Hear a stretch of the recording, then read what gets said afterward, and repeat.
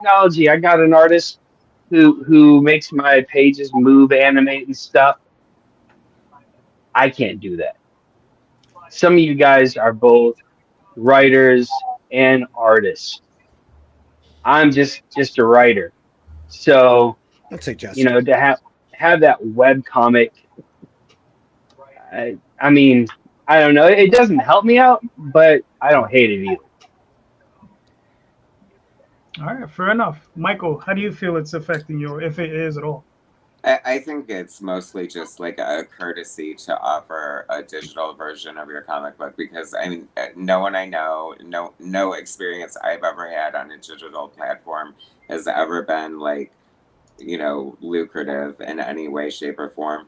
I just think that, but it should, I don't know, arguably, I guess if they would have caught on, or if they were going to catch on, they would have caught on by now.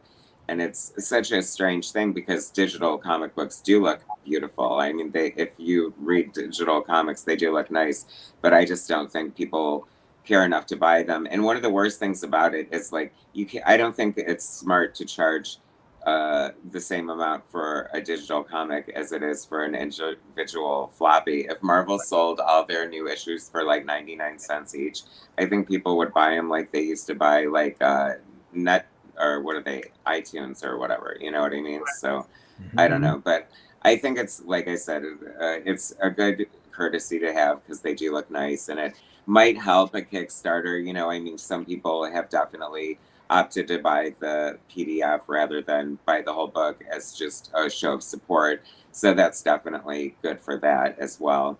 And it's also good for sharing with, people and stuff like that. But as far as monetarily, I don't think it's worth it. I mean, it's just people just don't care. All right, fair enough. Justin, what are your thoughts? Well, I mean, you might as well because you already made it. I mean, you're basically just selling the thing you already made, right? So if it gets you a little bit extra money, they get to drop $6 or $7 on it. They don't have to pay for shipping, and you get $6 without any production costs that you haven't already incurred. So I think, I mean, 15 years ago they were all worried the Kindle was going to kill print. And it just, I mean, it's there. I mean, they still, it's still there, but books are selling, physical books are doing just as well as they ever have, really. So people want to have the art in hand. And I mean, I don't think, however nice your screen is, it's just not the same thing. Maybe that's an old person thing to say, but it's just not. So I think it'll be around. I kind of feel like I think people are going to, just in a general cultural sense, are probably going to be looking to get away from the internet more and more. Because I haven't heard anyone say anything nice about the internet in 10 years, right? Everyone hates all of it. At least that's what they say. So I definitely enjoy my life a lot more now that I turned it off a lot more than I used to. I mean, I'm not going Amish, but I'm thinking neo-Amish, like. All right, hold on, Justin. JC, you got something to add to that? Yeah, I wanted to raise my hand. Something that Justin kind of spurred in my mind is that there was a couple pretty high-profile digital platforms, and there was one that I remember I ran into at New York Comic Con in 2012, and there were some pretty high-profile artists behind it, and it kind of crashed and burned pretty publicly a few years ago, and I can't think of the name of it. And then Comixology, was kind of rocking and rolling, and also had a pretty bad public flame out. So I do think that, that, and I can't think of the other one. I'll have to look it up while you guys are talking. But when you've had some pretty high profile, failures for like a digital model, it definitely, I think, starts to hurt the idea that, hey, you guys, you better stop doing print and you better just do digital, because it's failed twice. And I'm going to go look up that other one that failed. So I'm going to go do some research while y'all talk. All right, cool.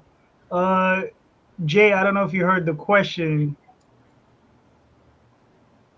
And before you answer it, please introduce yourself. Oh, all right. What's up, everybody? I am JD Rosario from Unstoppable Comics. Been making comic books since before there were digital books, right? And before there was crowdfunding.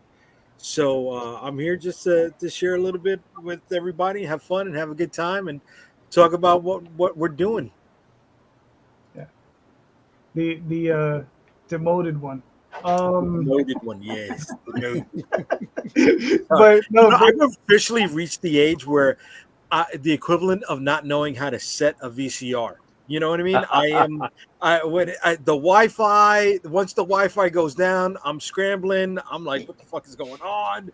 Why is the computer not turning on? You know, why is it not video? Oh, because I forgot to push the slide bar to the left to start the camera. You know, it just one thing goes wrong and I go into panic mode. But when it comes to the digital indie market, yes. I know ICV2 does not record digital sales anymore in their year to date. It doesn't make an impact on them. Yet webtoons, in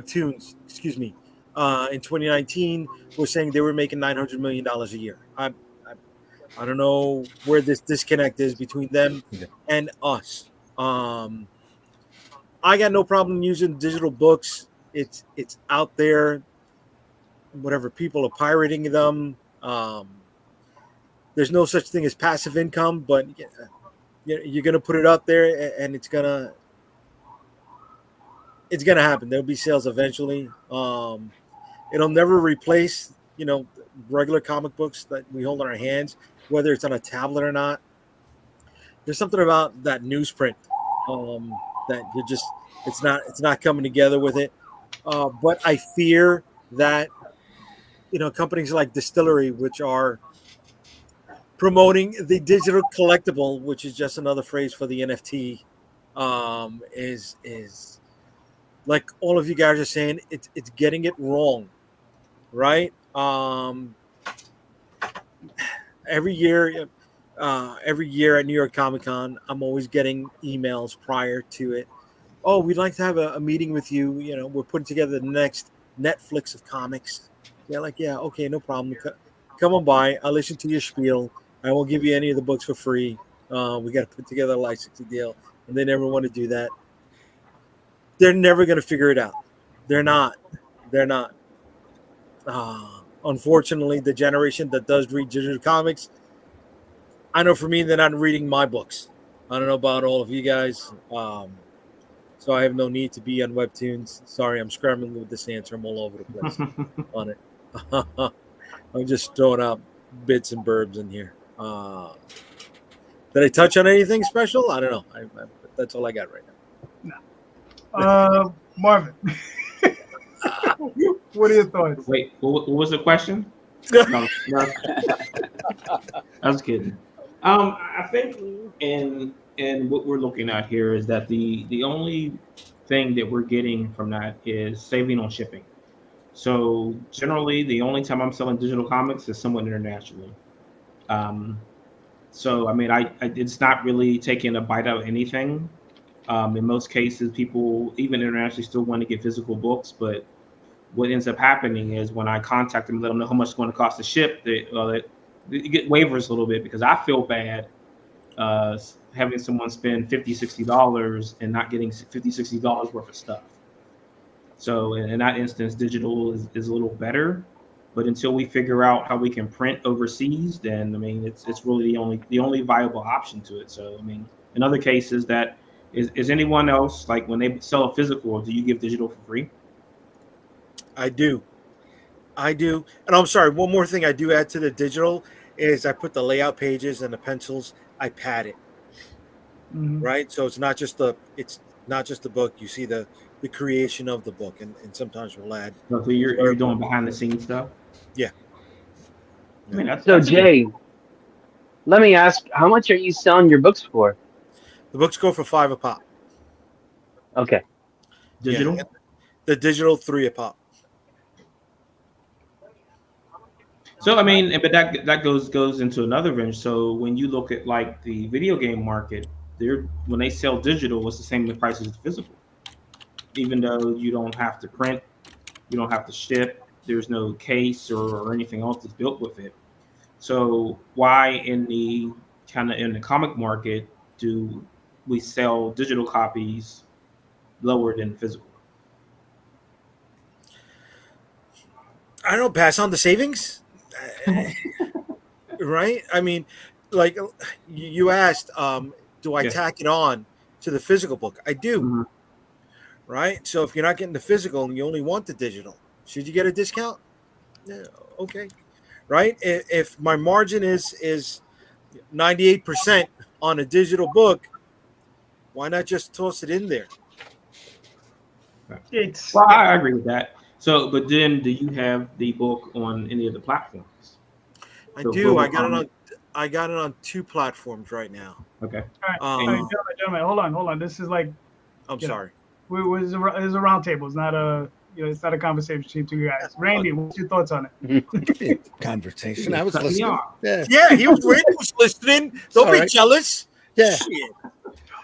All I know is I've Oh, got digital copies for sale up on aerocomics.store. We sell them for $3 a pop, where we sell the physicals for 5. And we've gotten a couple, not a lot, but a couple. But the War of the Worlds book that I did for Caliber, that they've got it all over the place, Amazon and Barnes and Noble and all that. The last couple of quarters, I've gotten royalties more for the digital end of it than the physical. So, in my mind, I think anybody who's buying a digital book is buying it to read it, which means that there's a reader out there who might be too poor to buy a physical or doesn't want to put it on a bookshelf or whatever. But if they're spending money on it, they're actually going to look at it and they're actually going to read it. And to me, that's a good thing. I like readers as a little bit more than collectors until my book hits $100, on Slabbed or whatever. Then maybe my mind will change. But we've got a couple other books coming up on at the Aero Comics store that aren't going to be available for a while physically, because the print on demand costs are just unbelievable in my mind and outrageous. And the cost of paper needs to come down a little bit, and these guys need to calm down a little. And it's not going to be worth it to me your per unit price doesn't justify a cost. You know what I'm saying? right. When you go after print on demand. So I'm either going to have to collect it into a large book and make it worth their money, or those POD costs are going to have to come down a little bit before that happens, or we need to figure out a separate format that's a little bit more dispensable. Cheaper newsprint or whatever, in order to keep the costs lower, in my Toilet opinion. paper. If you have to, Yeah. sometimes they were. Look at manga and Shonen Jump. A lot of that material is just incredibly, pretty much on the level of toilet paper, the worst newsprint they could possibly find, and all of that. There are other formats out there that need to be explored, I think. But in the meantime, yeah, if I make money off of a digital file, I'll make money off of a digital file. And right now, like I said, I've got a couple other books that are going up on the store that I kind of got stuck with our bad deal that needs to be, they're just sitting in my computer. I might as well finish them off and put them up there, if Mhm. only as digital files, just to see if anybody wants to read them. So, Yeah, there you and go. that the market's always changing. You're always going to see a sea change, and how that affects the indies is how the indies are able to utilize it, to their advantage. And you're going to have to take a little play and see what's going to work and what's not going to work. But well, we can get into it on another, this might be a one-sided conversation at this point, but I think they stumbled when they started the format for digital, and everybody's been stumbling over their own feet trying to get the thing to make money, because retailers cried that Marvel and DC has to charge the same price for a digital file as they do for a regular physical comic, or the retailers are going to get upset. Well, the retailers don't pay the indies very much, not a whole lot of mind, at least until they realize they can make money on them. And then you've got a couple of retailers out there that are indie minded. But in the meantime, we're here to play.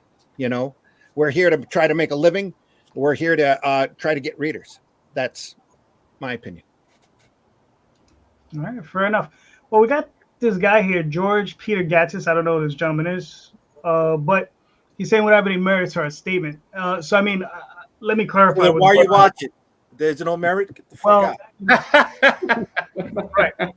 But the thing is, though, is he's talking about Critical Blast is rocking. And Critical Blast is rocking. He's doing a great job. He's also saying something about he ships worldwide, and the cost is negligible. That's bullshit. Because you obviously don't know what's going on. Majorly. Right. Yeah, I mean, I ship worldwide too. yeah, so do I. No, And the thing is that, you know, what I charge worldwide for somebody to go to the EU, they could pick up an entire, for 2 books, they could pick up 18 books Yeah. digitally from me, right? Equivalent. For 45 bucks, I give away almost 1,200 pages worth of material. You know, my ultimate PDF file, you know, thing that I give away. And it's 45 bucks, and I get tons of people who order this thing, you know? So, yeah. Oh, look at, okay, then he also has the temerity to say, you don't know what you're talking about, period. That's nice. George, I will make you the offer. It's not today, but you can come on my show and we can discuss it. All right? Just remember that. you don't have the experience or the knowledge Or of the options. knowledge. I love that. I Yeah, love that. I love that's that. pretty funny. I've run 40 campaigns. I've literally made tens of thousands of dollars.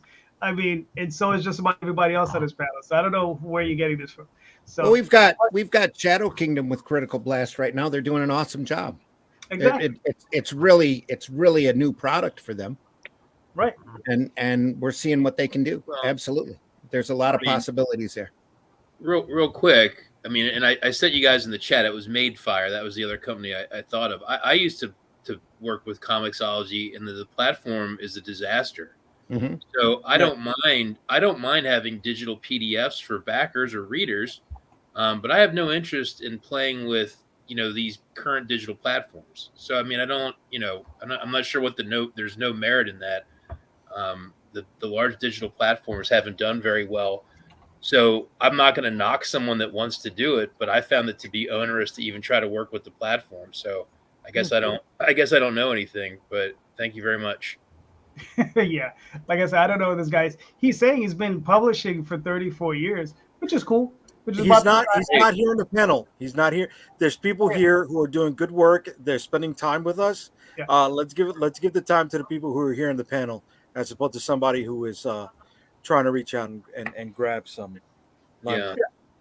All right. So anyway, we will move on. So Randy, do you have a question? The question I would ask is how you see the viability of those other platforms like Global Comics or Drive Through Comics. Way back when I used to deal with Wowio, if you remember that company, before Platinum came in and stomped all over them. And I was making a really decent amount of, it wasn't livable money, but it was good per unit cost money running digital files on Wowio. That was really good until Platinum came in and kind of screwed up their entire deal. I wish there was another platform out there like Wowio that was doing those kind of numbers. That's because I would make digital files for them all day, and eventually I would end up making a living at it, no doubt. But how do you feel about Global Comics and Drive Through Comics? We know Comixology's gone. Is there anything else out there that's viable, especially for the indie market? Fair enough. I mean, there's a new one, and I'll drop it into the private chat. It's Comics One. Like I've been doing stuff with. Well, I did my first issue through their platform, and I'm probably going to set up to do more with them. But I mean, just saying before is that how long does something have to be around before it's considered viable?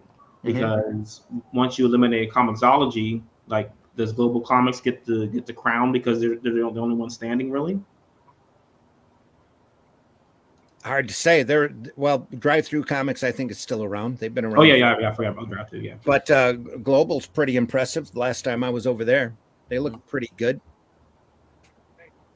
All right, cool. Let's start from Dan. Dan, please answer. What are your thoughts? I really have only gone on to a few web comics, a few digital things, it's just not really been how I've enjoyed comics. So, you know, I don't know if I've got a lot to say on that. Um, I know for me, I'm thinking, you know, if we wanted to get our stuff on digitally and we want to make any kind of money, my question, we might revisit this and after this, is what about ads? Something that, you know, relates to our audience, something that, you know, if they're going to go to a webtoon, one of our things are online. Hey, there's a short ad between the page breaks. You know, I don't know, maybe charge 50 cents a view, 20 cents a view. You know, if you're getting it, may help recoup and maybe it'll get us some money back. I don't know. Maybe we can revisit that question. All right, cool. Michael, what are your thoughts? I don't, you know, I just don't care enough about digital comics to like put so much effort into it. It's like where I feel like most of the people are here are in comics for, you know, like the physical copy. You know, it's like you get really excited when you have your books delivered and you get to hold them in your hand and look through them. Like you just can't replicate that. I did have a thought on something, but like for example, like a lot of people I know, and I don't know if you guys have ever tried this, but like have sort of previewed or put out your comic book through like Instagram first before going to print. And like the friends I know that have done that, I've avoided their Instagram accounts because I don't want it spoiled for me, and I want the physical copy. So I don't know. It just I guess it depends on how much effort you want to put into it. If this is the hill you want to die on, if this it's that important to you, because you know that I guess that's the question: is it because there's not a good enough format for it, or there's just not enough interest? Like if a company came along and really did it right, would it still, you know what I mean? Like just look at comics in general as such a niche market, you know what I mean? It's like Marvel makes the biggest movies in history, blockbusters, and it doesn't really help comic sales that much. So you know, I think this is a rung below that ladder that, you know, in a way. All right, fair enough. Justin, what are your thoughts?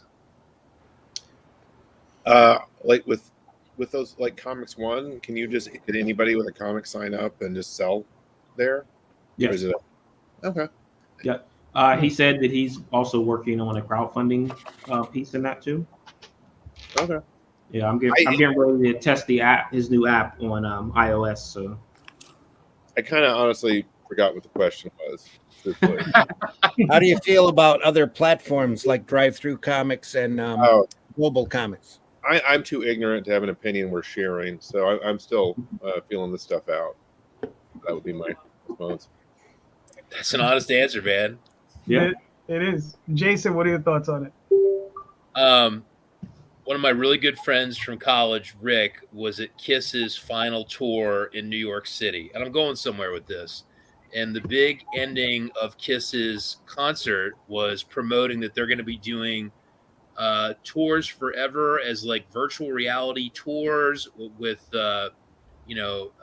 NFTs, VR, whatever, right? And he was telling me about it. And he said, I didn't really understand it. And I said, what didn't you understand? And he said, well, the people such as myself that were north of 50 that would be into going to see Kiss and work Kiss's audience, he goes, I just want to go to concerts.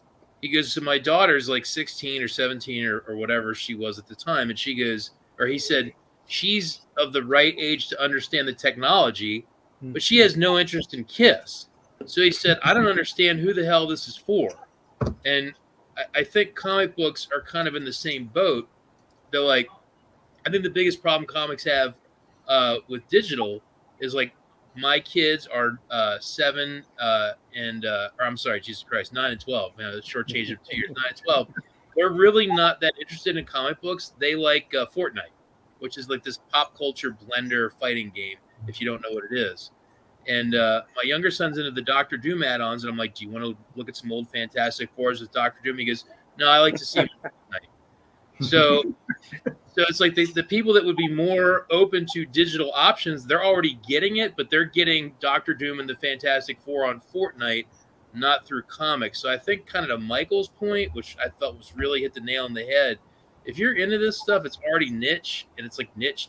And like I said, I don't mind pumping out PDFs because I've already done the work. But to do additional work for a digital, like kind of a digital phantom that may yield some, Netflix of comic books, I don't think we have the audience that cares enough to do that. And I think the people that are spending money and want to, they want to go read Randy's comic about Cull, they're not my kids. So, you know what I mean? So I think that's kind of the quandary. And I think Michael really hit the nail on the head, which reminded me of that story with my buddy with Kiss, where he said, "Who the hell is this for?" And I felt my friend with Kiss was right on, because I don't know anyone that would go to a Kiss concert that's like, oh, I want to go to like a virtual concert. They want to go to a concert. So it's kind of like, when people on this panel are saying, I like paper, I like to smell ink, I like to hold it in my hand. No different than saying, I'll go see a band, but I want to go to a venue and I want to hear the music live. I don't want to VR. So I think it's almost, do I mind doing digital? Nope. I'm not going to do any extra work for it. But I'm okay with it if it exists in the confines of the work I'm already doing. So, and to Marvin's point, sure, if it's great for international, whatever, but I'm not doing extra work to make a PDF for those people. All right, fair enough. Marvin, what are your thoughts? Oh no, Jay, I'm sorry. What are your thoughts? Yeah, no, I want to tack on what Jason was saying, with the Fortnite thing, because my nephew sees the Galactus back there, right? And he knows Galactus. He knows Galactus because of the Fortnite game, right? They're ready to spend 99 cents for a new skin on the Fortnite game, and they could play as that character, untold amount of hours. But the $3 book is not going to give them, the $3 digital is not going to give them the same enjoyment, right? And we got to ask, who is this for anymore, right? I'm looking at the entire panel. None of us are spring chickens. I mean, I'm not trying to knock any of us, right? We're all in the same boat. I'm just barely past middle age. I don't know what you're talking about. And just to let you know, I'm not even a chicken. There you are. Well, there you go. But it's like, here we're talking about global, we're talking about one, we're talking about drive-through. And it's catering to the niche of the niche of the niche, right? Yet right now, Amazon and Walmart combined are on pace to capture 25% of the American dollar by 2020. Right? And it's like, where are we Sisyphus? Right? Are we pushing up, not just pushing the ball up the hill, pushing it up the wrong hill? Fair enough. But I mean, if you look at it that way, so you're talking about the Fortnite thing. So now you're more in the modes of motion comics. And I feel like those are grabbers, but I mean, you're going to have to put more money into it to make that motion comic. And the thing that you brought up yesterday about the make a comic and people will buy it on Amazon thing. Oh, like that post that I sent you guys. Yeah, I was like, that doesn't make any sense. Nobody's chasing digital comics on Amazon, especially not from an independent. I'm pretty sure that Comixology is selling Marvel, DC, and things, and Image, but no one's chasing that. So is it where what Daphne says, just give it away? Do you just give it away as marketing? I'm marketing my digital comic to get you to buy the next issue or to buy it physically. It's going to sound like a joke, but I'm not popular enough to even get bootlegged, pirated. I mean, I see that as a marker of status, right? I mean, it's getting out there. Right. I mean, but then, so somebody brought up that global comics is growing. Don't they allow, don't they give options to distribute your books from your Kickstarters and things? I don't know. Yeah, I have no idea. But I thought someone told me that they do fulfillment for digital comics through your Kickstarters. Does anybody use global comic? I am not sure at all. Yeah, I'm not sure. Anybody in the chat No, that I answers. know drive-through will help you do fulfillment in total. So I don't know if it's just digital, but they will do print also. Yeah, I mean, look, just to jump in, before we all got sidetracked by the other guy. But here's the thing: is like from my own personal experience, I just ran a campaign, and about 52% of my backers was all digital, Good. and I raised probably 40% of the funds was all digital.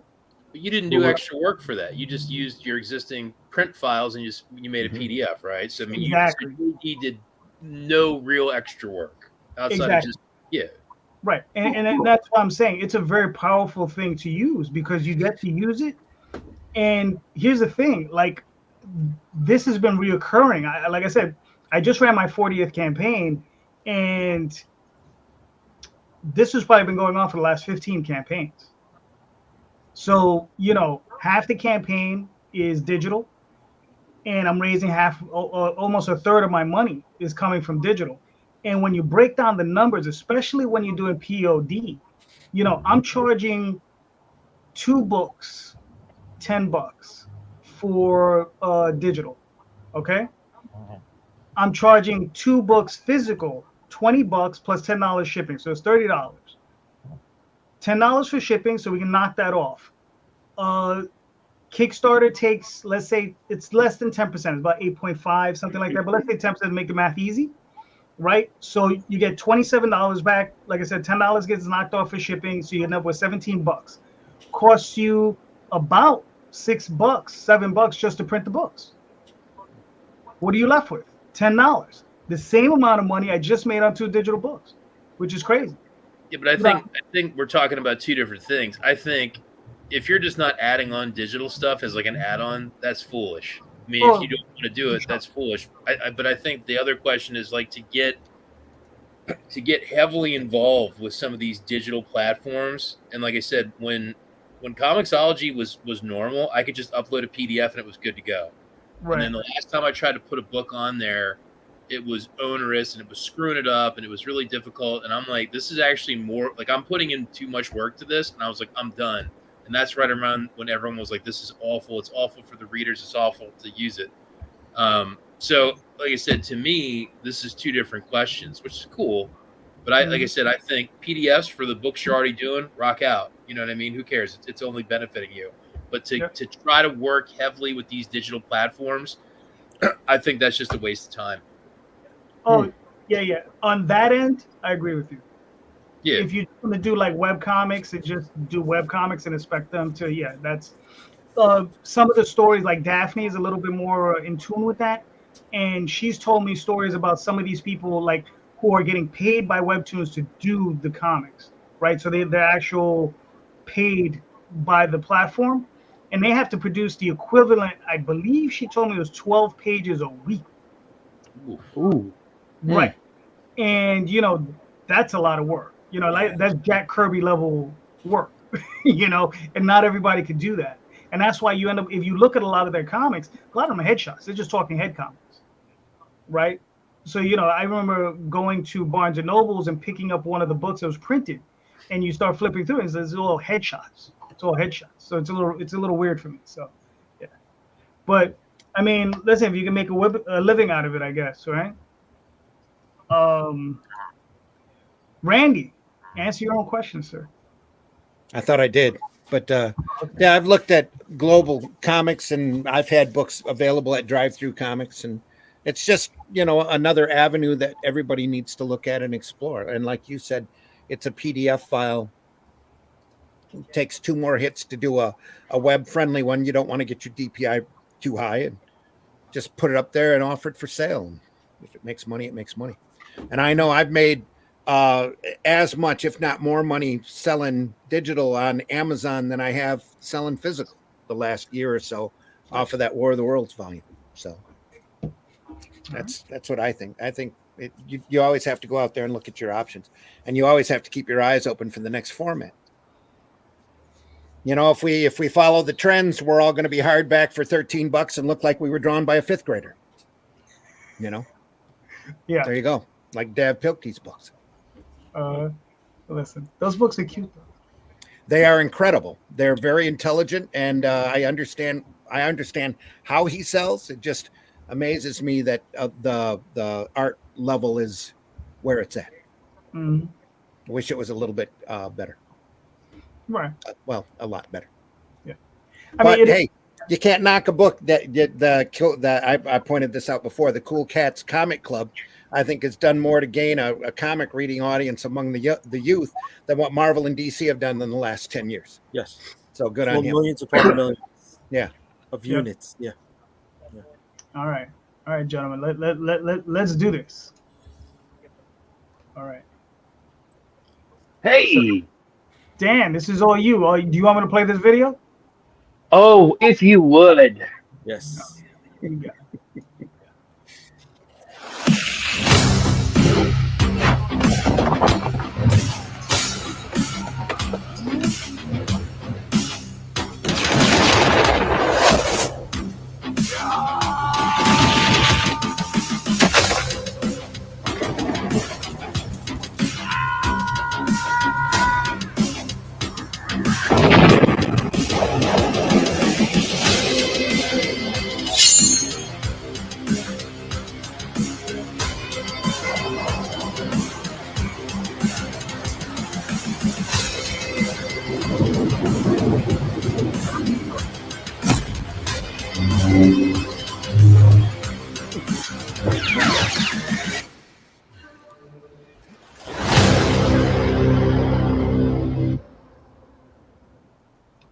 All right, let's go. So, Video. Nice video. Yeah. so would you buy a webcomic that looked like that? I thought that's what it was, right? Yeah. No, right? This is my promo video. That's video one.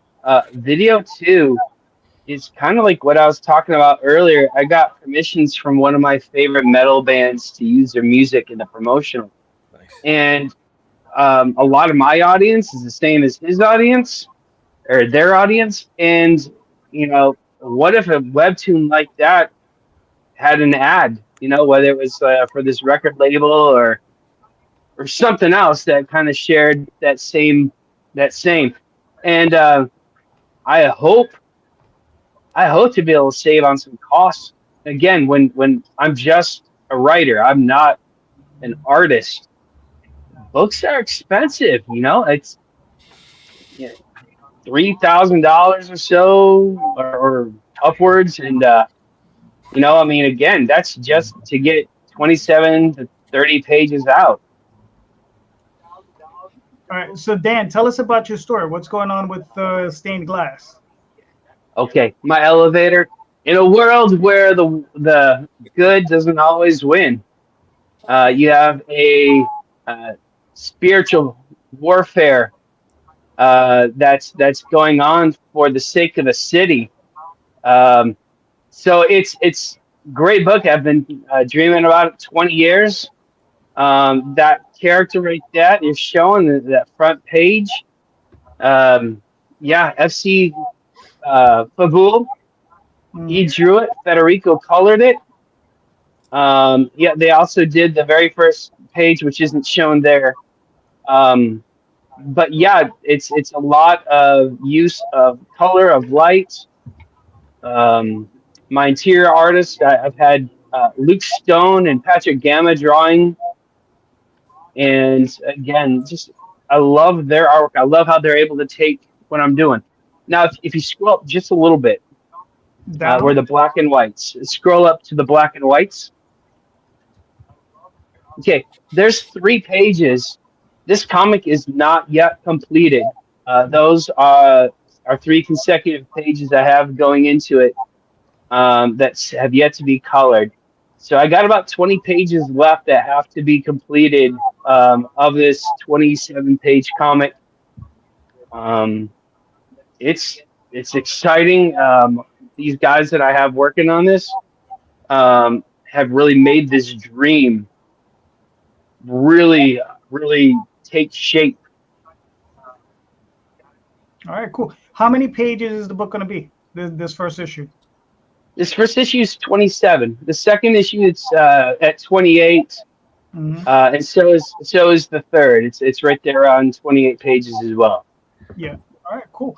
How many issues do you think the series is going to be? Is it like a limited series? You looking for a long form? You're going to do a longer type story? What are you looking at? So this first story arc I have planned already. I have already have it mapped out. 13 issues. Mhm. At the end of the 13 issues, that's when we're going to be going to, you know, those who are still alive are going to continue on.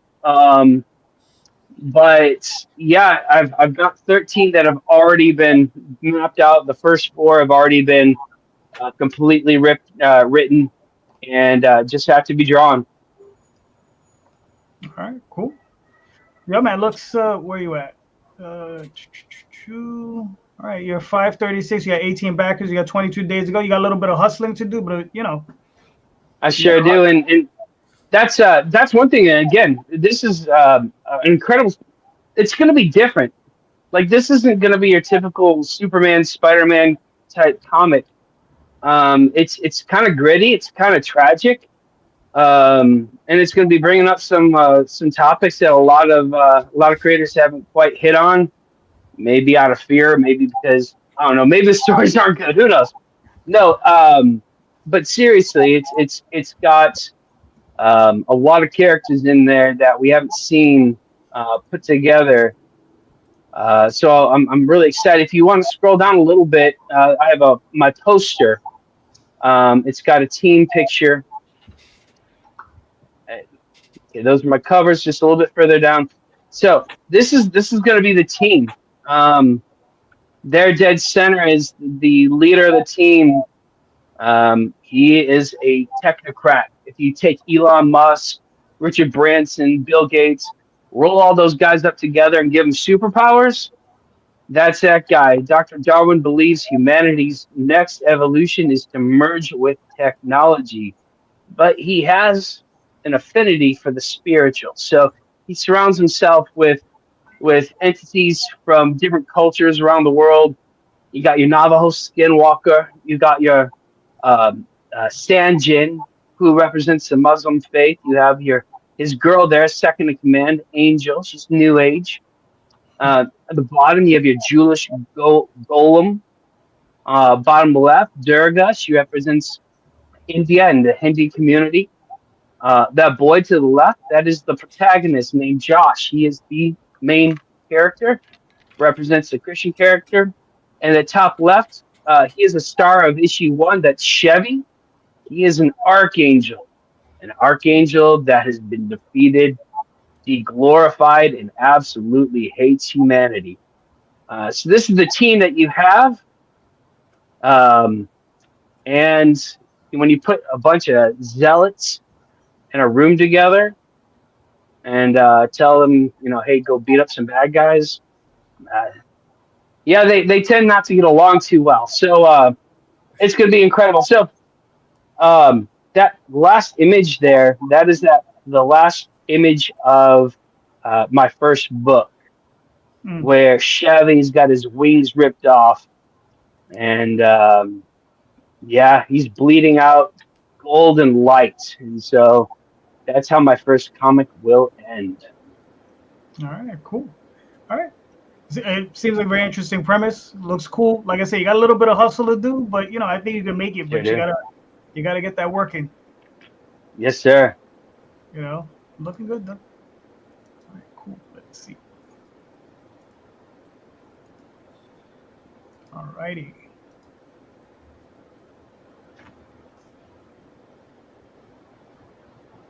Yeah, Michael, do you Oh, want me to play the video?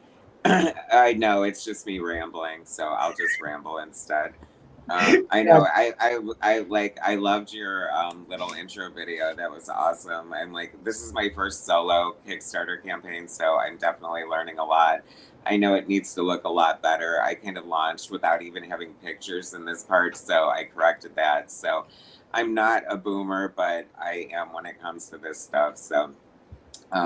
But this is Elementals. Elementals is one of the coolest independent comic book superhero teams published by Kamiko, the comic book company, one of the coolest indie comic book companies, who launched Grendel and Mage, and they had Robotech and Gumby and all kinds of fun books. But I loved Elementals. It was my gateway to indie comics, and created by Bill Willingham, who is well known for Fables.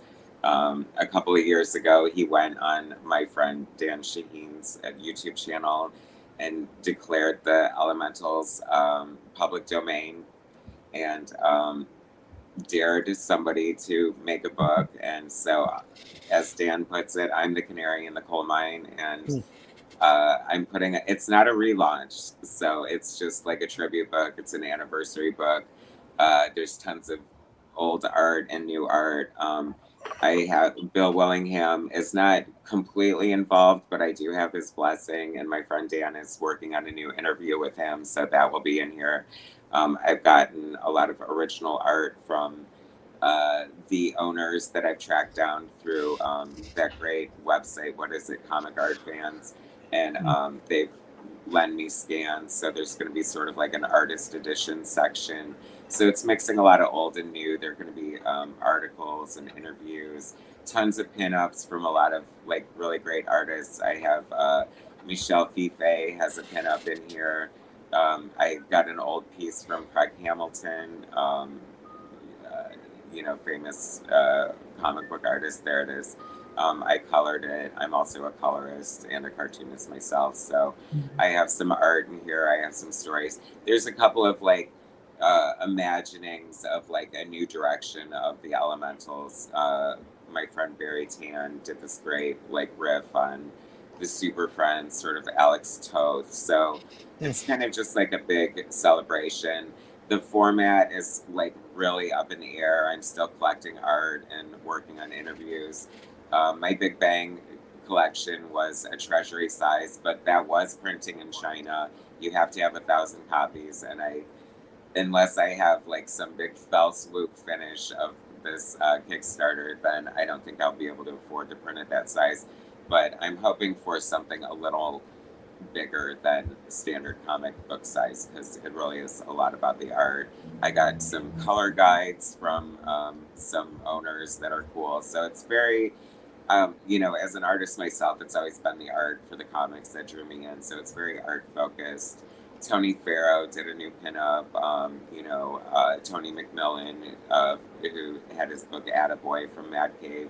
There's just a lot of great talent on here.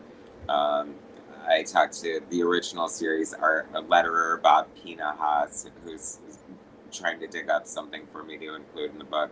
So it's very much a love letter to the Elementals and Bill Willingham. It's very much for fans like me who are kind of obscure. I'm finding like a lot of people have never heard of them, but the ones who do, if you know, you know.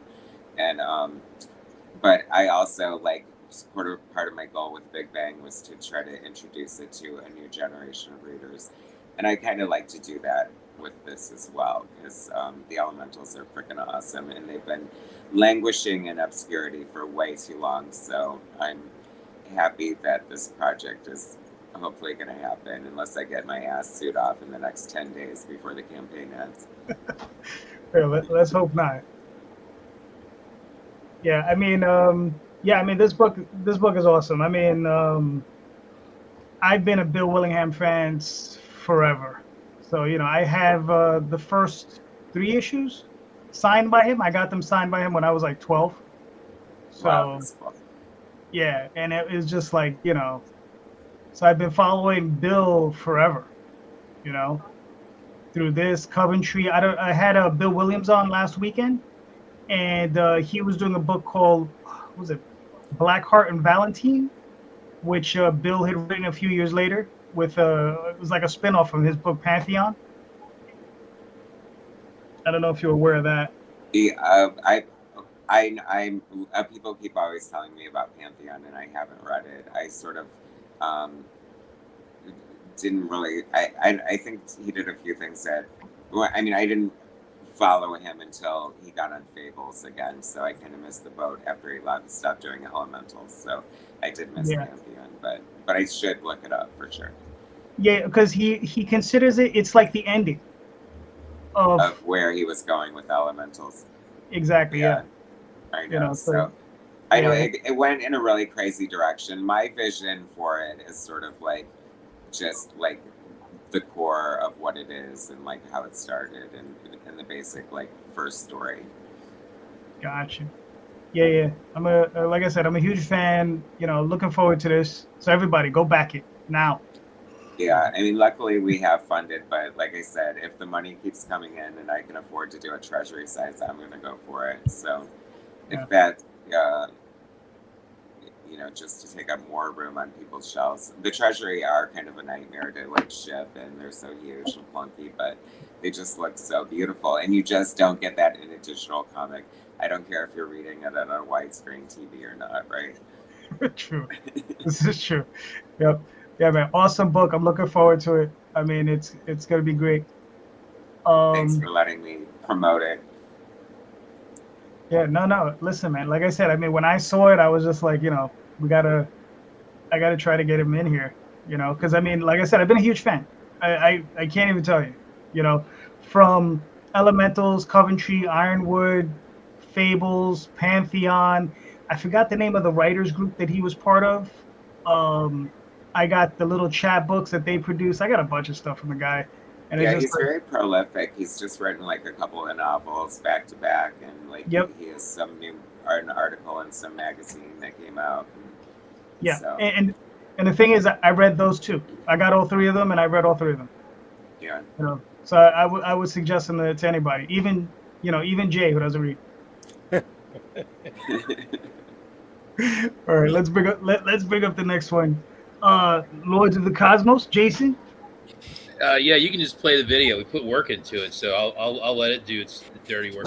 Lords of the Cosmos, unite! The critically acclaimed comic book series by Jason Lennox, Dennis Fallen, and Jason Palmetier returns with issue 5. Welcome back to Planet Aiden, a land where banished Greek gods, undead unicorns, cannibal cyborgs, and a vengeful dominatrix all wage war over a world run by a planet-sized machine.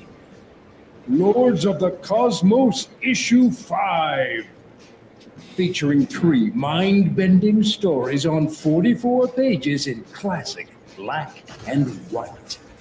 Heroes are summoned and villains betray one another, forming new dark alliances as the main storyline continues in Enemy of My Enemy. Archvillain Zemba's daily routine of decadence, torture, and sadism is turned upside down in A Day in the Life, when domination and introspection collide. During the First Cosmic War, a group of Lords of the Cosmos commandos go deep behind enemy lines to discover the disciples of Umex's latest plan in Pulse Part 1. Inspired by 1980s favorites like Masters of the Universe, 2000 AD, and Heavy Metal Magazine. Lords of the Cosmos 5 features a variety of unique rewards, including variant covers from Koi Fall, L.C. Freitas, Caesar, and Ignacio Ragnarsson. See why Indie Comics Dispatch says Lords of the Cosmos pulls all the nostalgia strings while managing to also create something new and unique. And Behold the Geek says Lords of the Cosmos is an insane sci-fi fantasy comic that takes no prisoners. Back Lords of the Cosmos issue 5. Now on Kickstarter. Nice. I had an 80s vibe feel to this, man. I know, right? The music in the background. I want to go watch Transformers after this is over. Maybe a little Yes. Flash Gordon because of the clouds going on there. I'm feeling this. I'm feeling this. Book. I want to go watch Dirty Pair. Reminds me of a 80s 90s anime. Yeah, so if you got all those vibes, like the things that I would compare this to are Thundar the Barbarian, Flash Gordon, Masters of the Universe, and Thundercats is kind of like 4 kind of like really tight influences for this. Nice. So I'll give you my quick elevator pitch. It's a 1980s toy and cartoon inspired anthology comic book that takes place in a fantastic world of magic and technology under siege by savage villains where ancient heroes have to return to save the world. And, for people of a certain age, this book's going to feel like Savage Sword of Conan. It's going to feel like 2000 AD, where there's going to be 3 stories in it that are based in the same world with the same collective set of characters. And it's a big book. It's 44 interior pages. And then there's 9 variant covers. And then the back of the book is a toy package that we had a toy sculpted for. And then the inside back cover is like the back of a Transformers or G.I. Joe toy where there's like statistics and information about Nice. Yeah. Cool. Yes, someone said something. Oh, I said nice. Okay. Yeah. So no, I did some of the writing for this book. I did the art in the main story, and then I had 2 really awesome artists, Sasha Chiardo and Luigi Baricelli from Italy, did the other key artwork for the 2 other main stories. So it's the 5th book in the series. I think it's probably going to go about 10 issues by the time it's all said and done. So we're about halfway there. And I really like this book. I've been working on it for about 2 years, and it's been a big one. It's a big campaign. It's fully funded. I have some stretch goals active now, and I got 3 more weeks to go with it. So I'm kind of curious to see how far this issue goes. Very nice. Very nice. So you already said you got what? You say you're doing 12 issues in total or 10 issues? I think 10 by the time, like just kind of eyeballing like where the story needs to wrap up at. So this is about the midway point with issue 5. Got you. Now you're averaging what, about 1 book a year or 1 every other year? About every other year. I mean, Every just other with work, family, and everything else to get these things done where I want to see them at. I have my own kind of internal standard for what I want to see. I think this book took a little bit longer because I went back and did some reformatting and I would say rebuilding on the older issues to bring them up to a better standard where this book was at, because I got better over the years in making them. Right. And so this one probably took a little bit longer than future issues will take, but yeah. All right, cool. Was that Battle Turtle yours? Yep. That was one of my pages there. So we have an origin story for that character that we'll have to work in at some point too. Nice. So I mean, I see you got like a lot of extra stuff. You got mugs, right? Yeah. How did those work out for you? Like, what gave you the idea to get into like mugs and things? Well, I kind of go back to if it's no more extra work. So I used new artwork that I did because I redid all the covers for the old books, and I basically just took that artwork and I went to Vistaprint, and they can do make on demand mugs. So I kind of always roll back to like, don't do extra work. So like those mugs, for example, it took me like 20 minutes to format all those mugs. So, and then I don't have to buy any. Like, it's just make on demand, and I can have them shipped directly from Vistaprint right to you. So I look at these things as like, how easy can I make it for myself to do it? Right. So even like those gaming pads, like my manufacturer, which is just a lady that lives out on the West Coast, she can just make one and just send it direct. So to me, there's a lot of add-ons, but there's not a lot of extra work. Right. Gotcha. All right, cool. So this is your toy. Is this 3D printed and then custom painted? No, and I always think of you with these toys, JD, because I always remember your action figure you showed me years ago, I think in 2012 or 2013 in Reading. So that toy is a custom sculpt off of Barbie, and my friend Erica D builds 1 toy per issue, and they're custom sculpts. So there's no 3D printing. She has custom clothes, custom weapons. So she's a hand build, one of a kind, and he's going to build a couple more. I think we've sold 2 more in the campaign, so he'll build up to 5 for this campaign. Cool. That's awesome, man. You got a retailer tier. Nice. Yep. T-shirts. Your art book. Digital books, right? Old back issues, right? Yeah. Always important. Yep. My old coloring book set from a couple years ago. You get digital or print. All All right. Oh, yeah. Used. All right. Credits. All right. Cool. I mean, yeah, man, it looks awesome. Like you said, you're already funded. You got what, another 3 weeks? Yeah, and the book's done. I got test prints. It's all ready to go. All I got to do is put a print order together and have them ordered, and then get them in and ship them. Very nice. So, Very nice. No, that looks awesome, man. I appreciate it. Yeah. Like I said, I love your battle turtle. Biggest killer. I appreciate it, man. Thanks. Look at that. That's incredible looking. Look at that. Yeah, I'm going to steal that. Hey, steal away means I'm popular, right? Steal away. Exactly. Yeah. It was reminding me of Dino. Was it Dino Riders? There's a little Dino Riders flavor in there because one of the Yeah. characters is a jungle princess that rides around on a raptor. She's over that, so they're There you go. different. So part of this is the heroes are starting to get reactivated in this issue. So the main hero, who's a Greek god, fires a living bolt of lightning to summon all of his remaining soldiers from across the universe to face down their enemies one more time. And most of their troops are just kind of like in their little natural habitat, so they're getting summoned in that page by that lightning in the sky. So those are just two of the characters in their summoning. Show back up to work, everyone. No more gold bricking. Yeah. All right, cool, man. Well, you're almost at $6,000. You're 122 backers. You got 20 days left. I mean, you're killing it. I'm gonna keep hustling, brother. I mean, you got to keep the That's hustle all until about, the man. very end. Yeah. Very nice. Very nice. Listen. Thank you. Awesome. All right, let's see who's up next.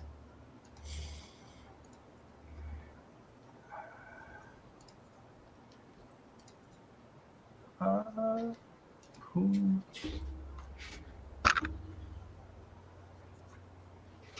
Okay. No, I'm trying to all right. We'll. You're trying to find a new producer. I get it. Yeah, I probably do. Yeah, I need to fire the producers. What I need to do. Yeah. I watch Randy shows at 5 a.m. He doesn't have these problems, buddy. Okay. Yeah, I know. Marvin, do you want me to play this video? You can play that video.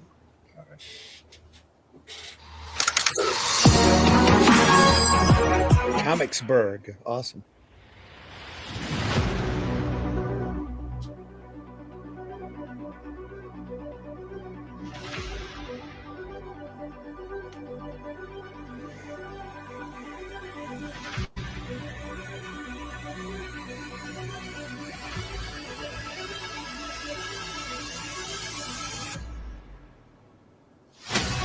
Sir, the Revenant back. I have played a puppet far too long.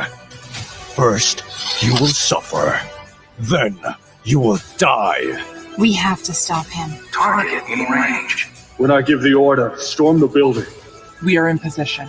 Well. Looks like someone wants to play. No! Let's play.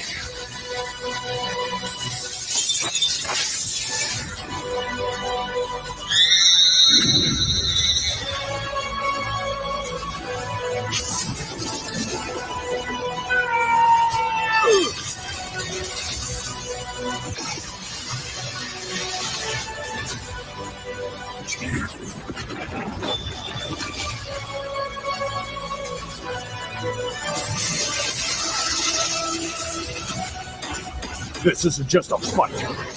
This is war.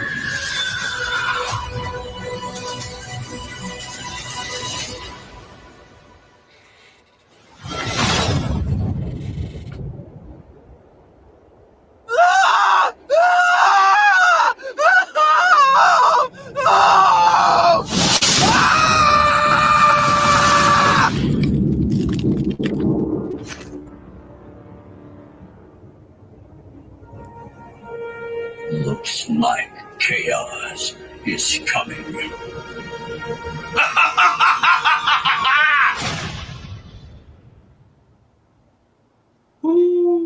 Nice, Marvin. Marvin, be honest. That last scene there, that's how you treat your failed artists, right?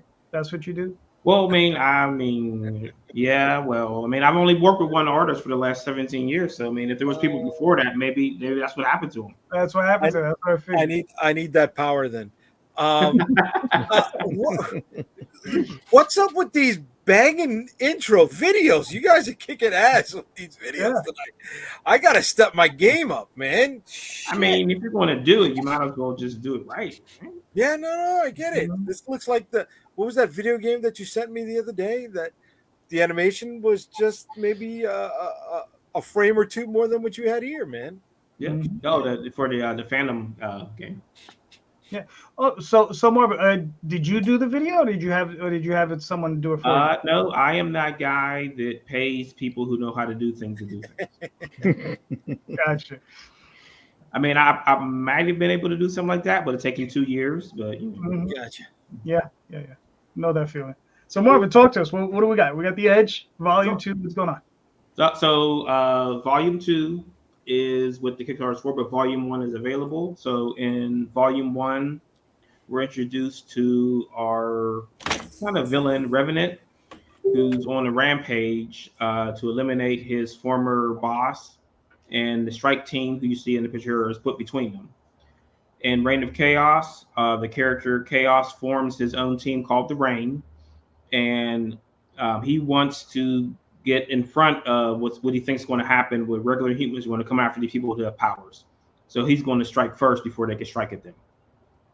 So again, the strike team is back in the middle of something that they had nothing to do with. So we've got all kind of fun things in there. We've got graded books. We got Wham stands. Is everybody into the Wham stands yet? Talk about it, Marvin. Let us know. So Wham stand it's a stand for books that has a magnetic clip on the front, so you can stick a logo on there. The guy who does this, Moose, who's working on these, he's doing like prices, so you can put prices in front. All kind of neat stuff coming from the old Wham stands. So you guys should get on those. They're cool. So you got preview pages from issues 5 through 9. And we've unlocked issue 10, the Revenant minifigure. So our next, once we hit goal 4,000, it'll unlock a gatefold cover for issue number 7. Nice. So your artist, you say you've been working with the same artist for the last how many years? 17. 17. All right. So where did you find this gentleman? He's from the Philippines. I found him on digital webbing. Okay. And how does he have enough patience to deal with you all these years? We only deal with each other through the internet, so he doesn't have to deal with my personality. Gotcha. I don't know which one of you is smarter.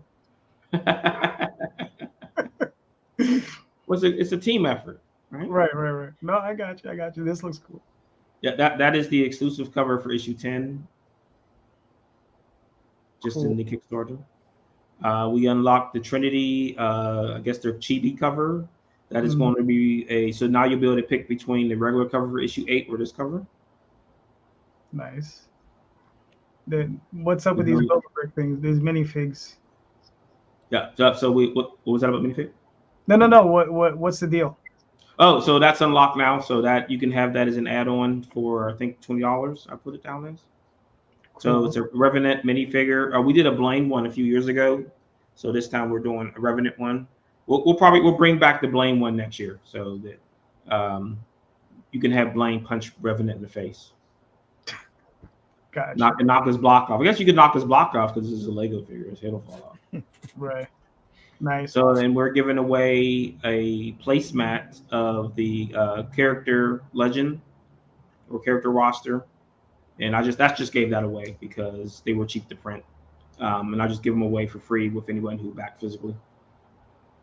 Gotcha. All right, cool. So, all right. I mean, this is issues what in this volume? 4 through 8. Volume 2 is 5 through 9. 5 through 9. Yeah. Gotcha. All right, cool. So we got trading cards, we've got game cards, all kinds of fun stuff for you peoples. All right, nice. So you got 71 backers. You got 7 days left. You got 3,700 or 4,000. Yeah, I don't think you're gonna have a problem. I think you're almost there. You'll probably get there in the next couple of days. Yeah, we need 293. No, sorry, 298. 298. 298. Yep. All right, cool. Very nice. Yeah, you make it, dude. Yeah, you're not gonna have a problem with that. Yeah. All righty.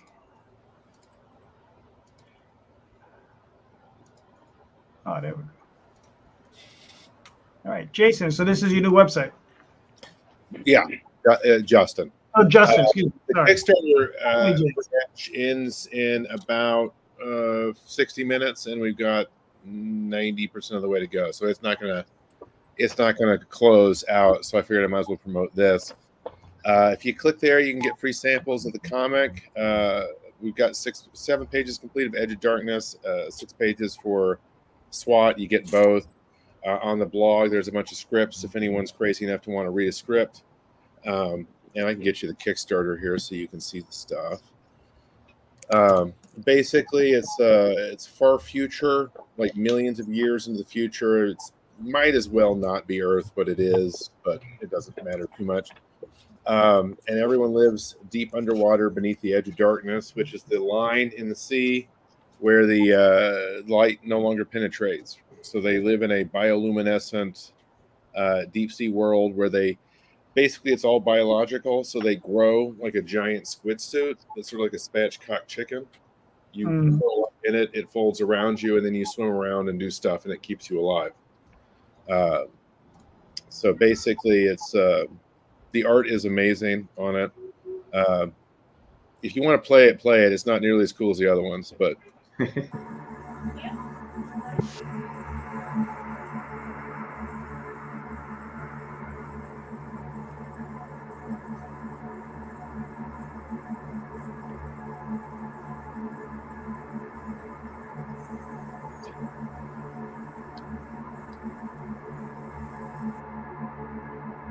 it.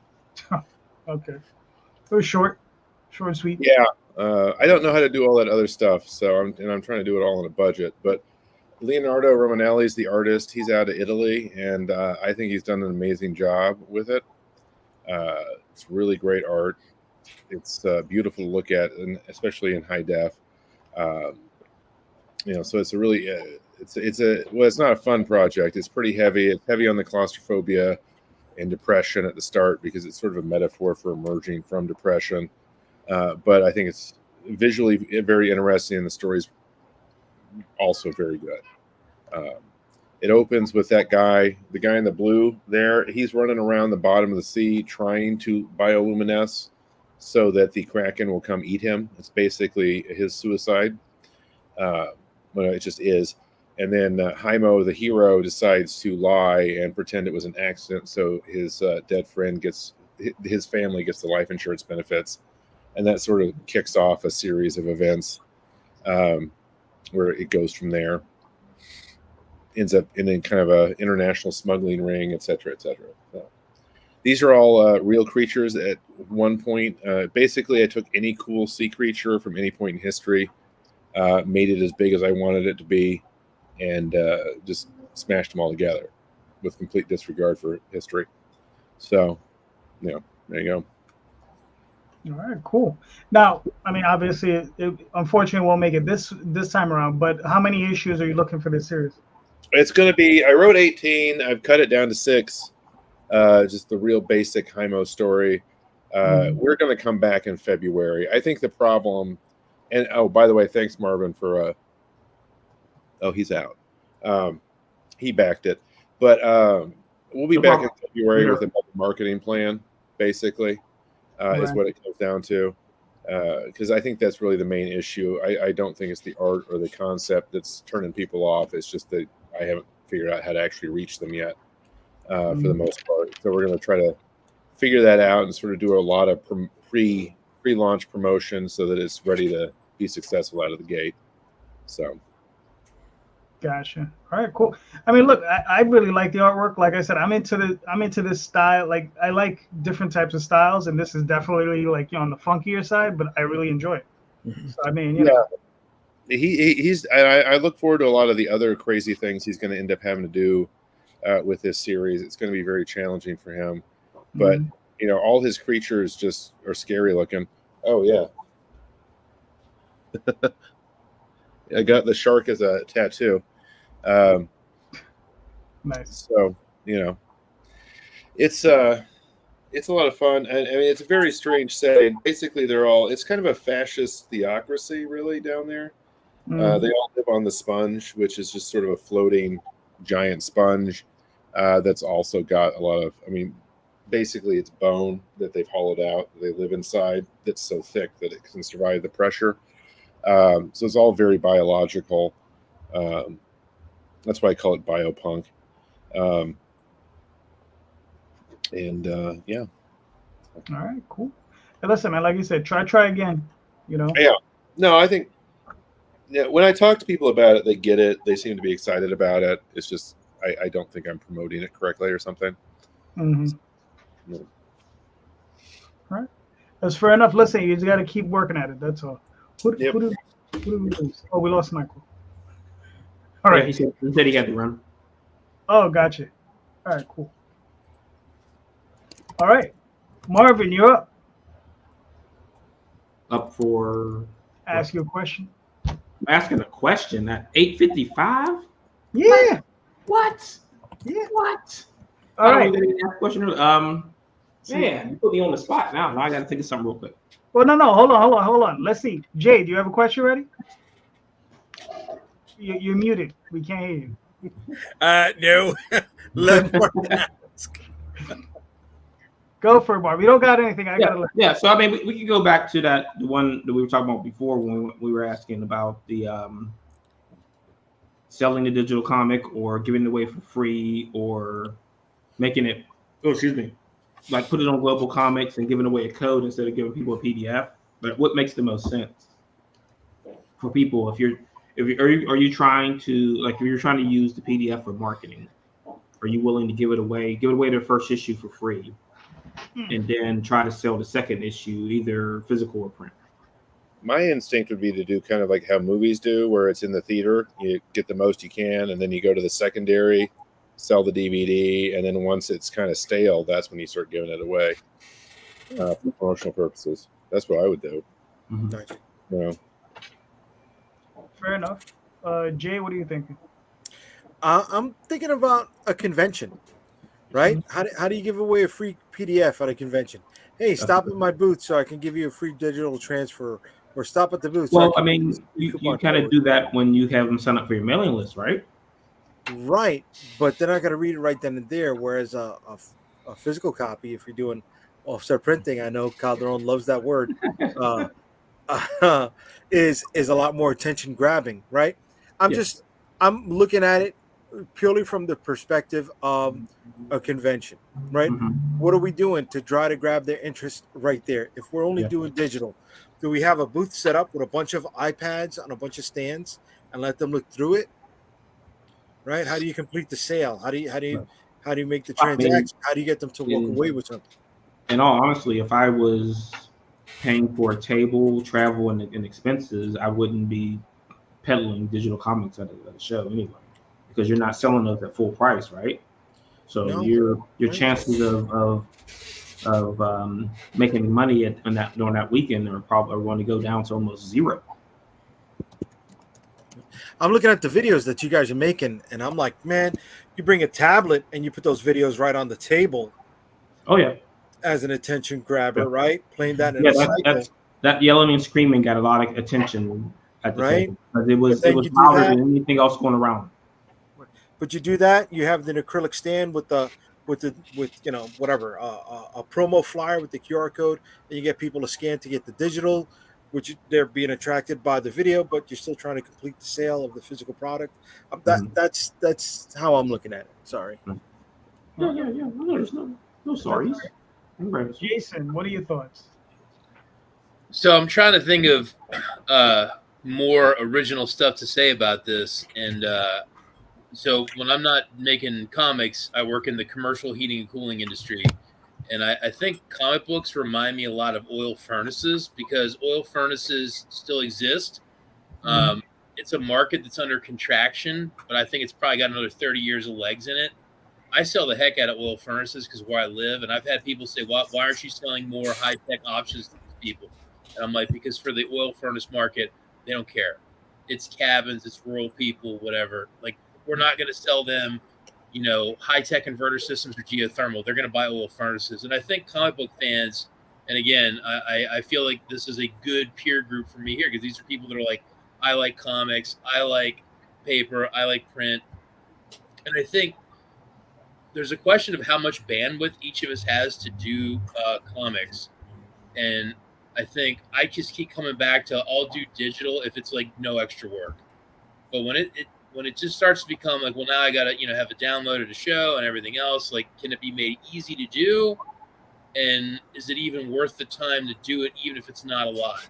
And I think we all have to be very aware of what our energy and time is to do this. Right. And then also, are we chasing this digital? It's almost like a will-o'-the-wisp, like, oh, it'll work. It's like, but none of us can point to anyone that it's really worked for. And I sent you guys that link for Madefire.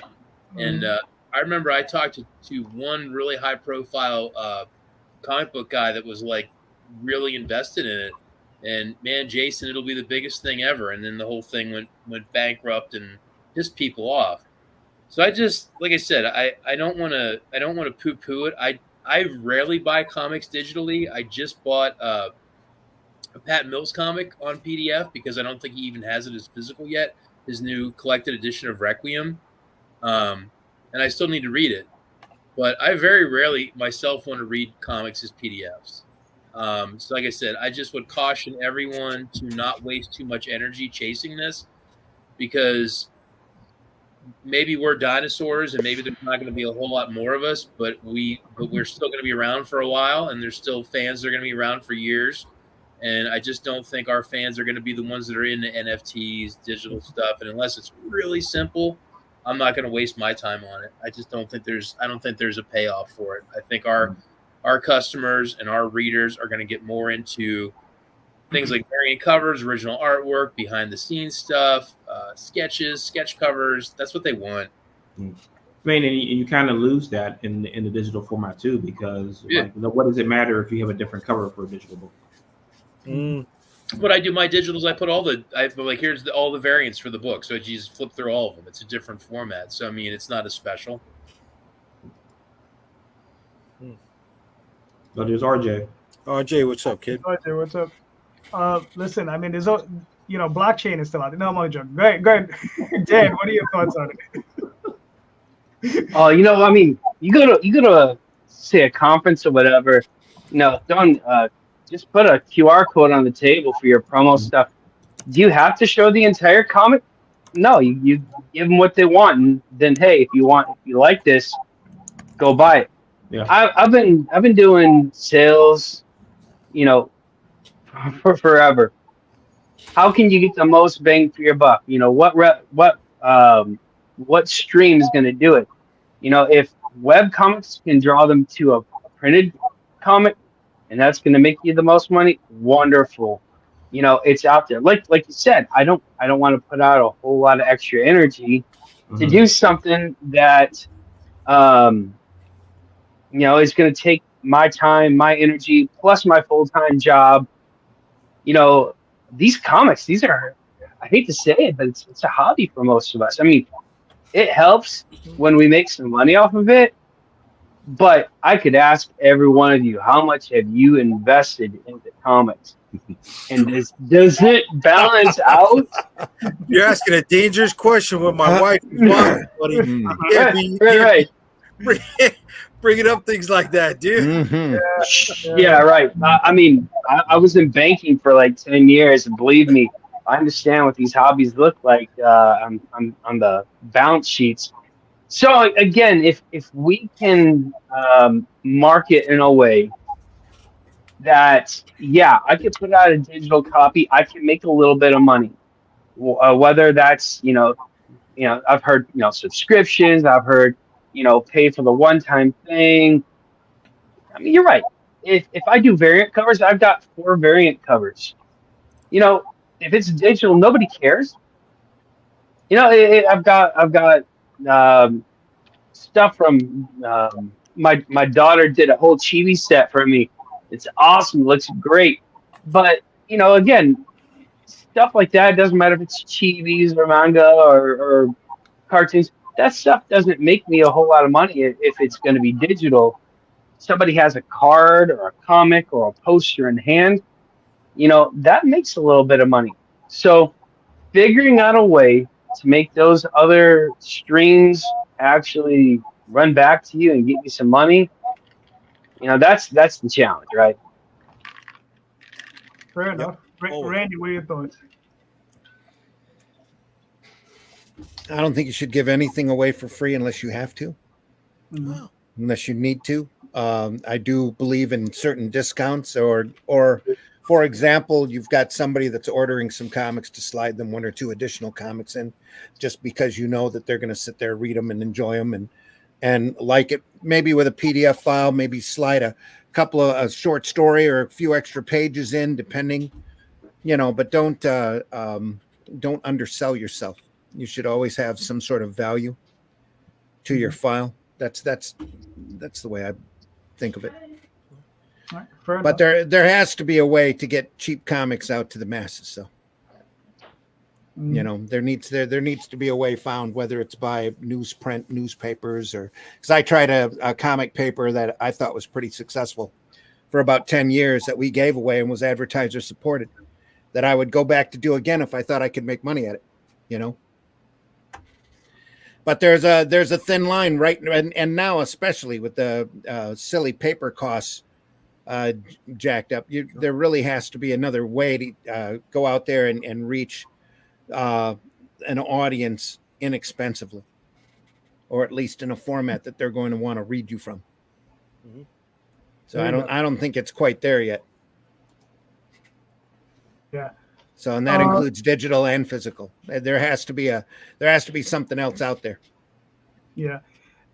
Daphne and I, for years, we've been giving away a couple of issues. I give away the first issue of Oswald Chronicles. She gives away we also give away the first issue of Tall Tales. But we can do that because we have like 30 issues. Like, if you read the one and we hook you, we got you. Yeah, technically, though, you're not giving that away. You're planting seeds. Yes, that's exactly what that is. It's almost the same as an advertising cost or an advertisement in a book. You're going to get a certain percentage of people that are actually going to sit there and read it and get hooked on it. Yep. And that's exactly what it's for. And we get the email for our newsletter, so we're going to have that direct contact with that customer, and that's. And the cost of that product is going to be distributed by the rest of the sale. So yeah. Exactly. And the thing is I'm already in the black on those books. Like, I've already made my money back on those books a bunch of times. So, that's always a good thing. So, all right. And we lost Marvin. I don't know where he was. He doesn't get to answer his own question. All right. So, look, I'm going to ask you guys a question. We're all collectors here, right? I can't imagine there's not a single person here that's not a collector on some level, right? So we're all collectors. So I'm going to give you guys a softball one. What's your grail? What's that one thing you're trying to hunt that you've been hunting for years, and you're like, you've gotten close, but you're just like stalking it, and you just haven't made up your mind to get it just yet, because you know how it is. So because usually expensive, right? Or it's just hard to find. How dare you ask that question when my wife is watching? I almost got in trouble with Dan asking it. Sorry, man. Sorry. So yeah. So I mean, so what is that grail item? See, she chimed in. Damn it. All right. So actually, don't say it. Don't say it. So let's start with Dan. Dan, what's that grail item you like? You've been like just fiending to get, but you haven't pulled the trigger on it yet, or you haven't found it yet? It's something. My kids, I like playing Legos with them, and custom character, and I have.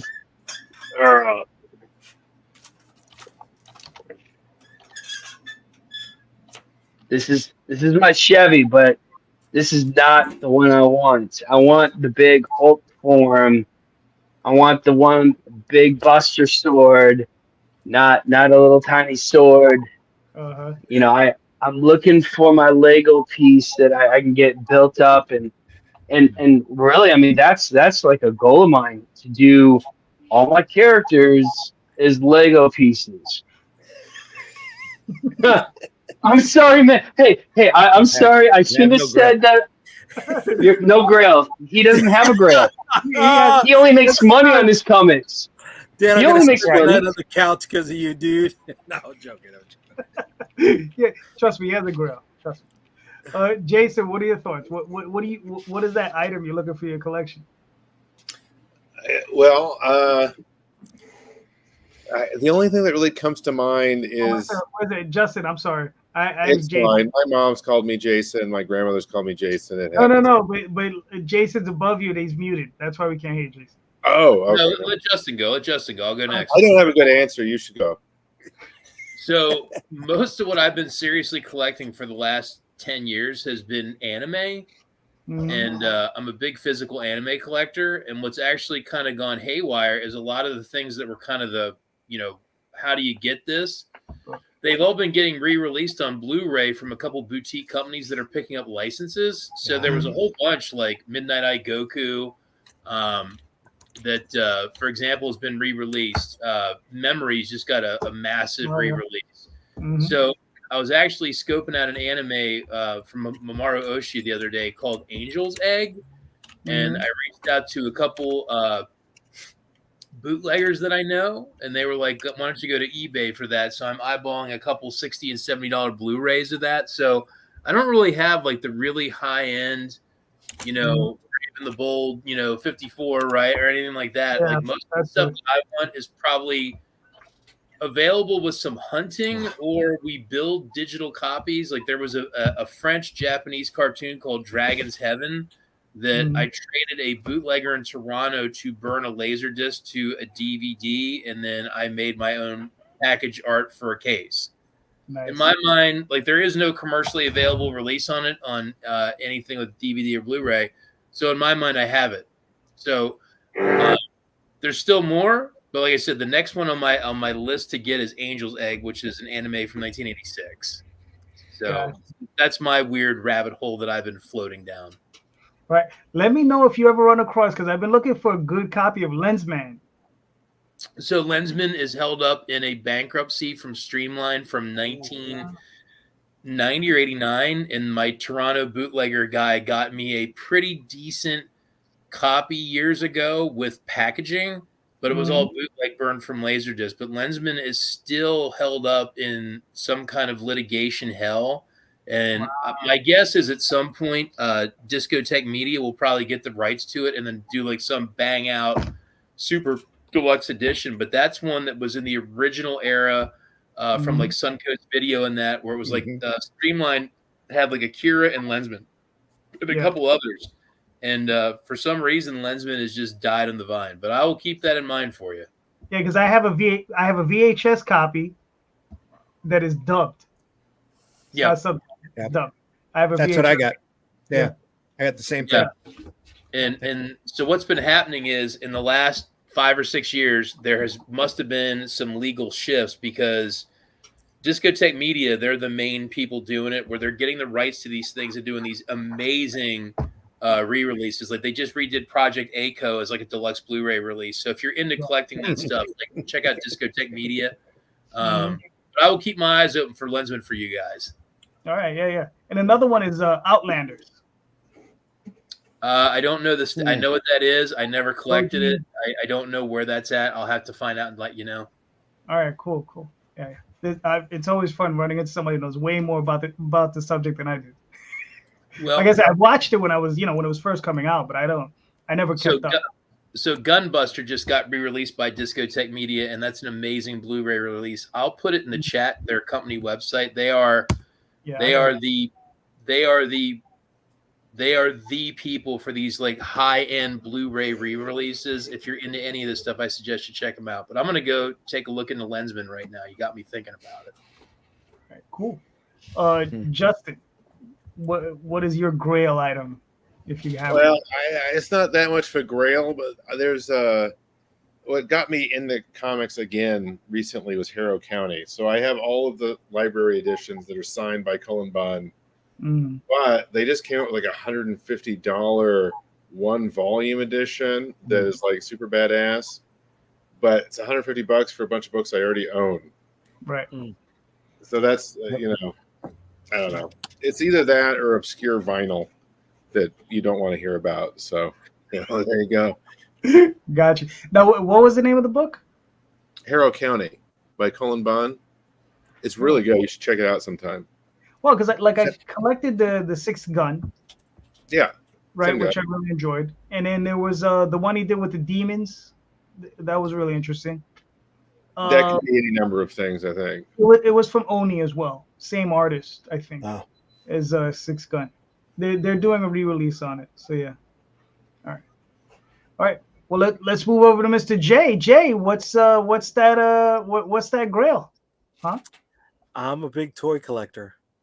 I'm an '80s kid, and the GI Joe aircraft carrier, the USS Flag, has been the Grail. But forget about not being able to afford it right now, because a complete piece in a box, we're looking at close to 5 figures right now.